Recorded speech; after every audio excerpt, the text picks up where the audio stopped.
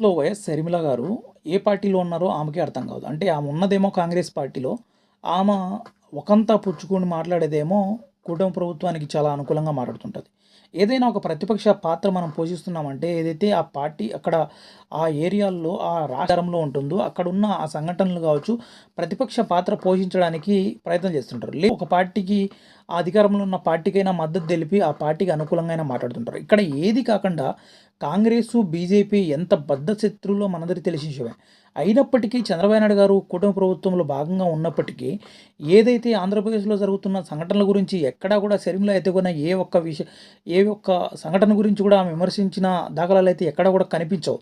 కానీ జగన్మోహన్ రెడ్డి గారి గురించి పదే పదే ఆయన గతంలో అధికారంలో ఉన్నప్పుడు ఆయన విమర్శించినా పర్వాలేదు. కానీ అధికారం కోల్పోయినప్పటికీ తను కూడా ప్రతిపక్షంలో ఉంటే ప్రతిపక్ష నాయకుడిని గత ప్రభుత్వం గురించి విమర్శించడం ఏంటో అర్థం కాలేని పరిస్థితి. నిజంగా ఈమె పరిస్థితి ఎలాగుందంటే ఎంత దారుణమైన పరిస్థితి ఉందంటే జగన్మోహన్ రెడ్డి గారిని విమర్శిస్తే గానీ ఈమె లైమ్‌లైట్‌లో ఉండదు అన్నంత పరిస్థితిలోకి వెళ్ళిపోయింది ఈ మధ్యకాలంలో. డెఫినిట్‌గా వచ్చేసి ఏదైతే ఇప్పుడు ఆంధ్రప్రదేశ్‌లో ఇప్పటికిప్పటికి ఉన్న సమస్య ఏంటి?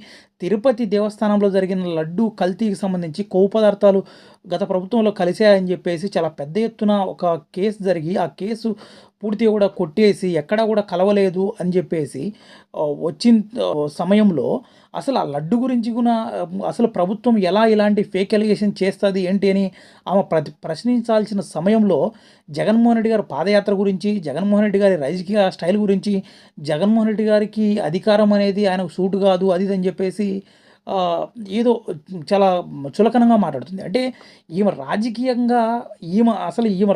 లైఫ్ ఏంటి? గతంలో తెలంగాణలో పార్టీ పెట్టి ఎంతోమంది జీవితాలను నాశనం చేసి వాళ్ళ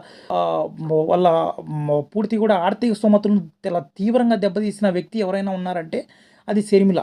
సో, కాబట్టి ఇప్పుడు ఆంధ్రప్రదేశ్‌కొచ్చి ఆంధ్రప్రదేశ్‌లో కూడా ఎంతోమంది జీవితాలతో ఆడుకోవాలనే ప్రయత్నాలు చేస్తుంది.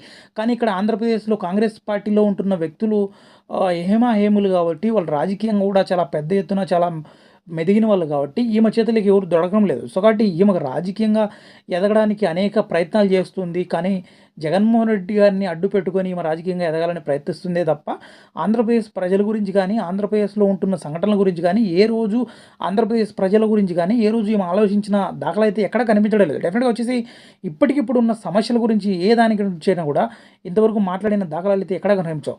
సో, కాబట్టి జగన్మోహన్ రెడ్డి లేకపోతే కాంగ్రెస్ పార్టీలో ఉంటున్నామా? లేకపోతే తెలుగుదేశంలో పార్టీలో ఉంటున్నామా? అనేది ఆమెకు పూర్తిగా కూడా అర్థం కాలేని పరిస్థితిలో ఆమె ఉంది అంటే నిజంగా ఆమె రాజకీయ భవిష్యత్తు ఏంటో ఆమెకే అర్థం కావడం.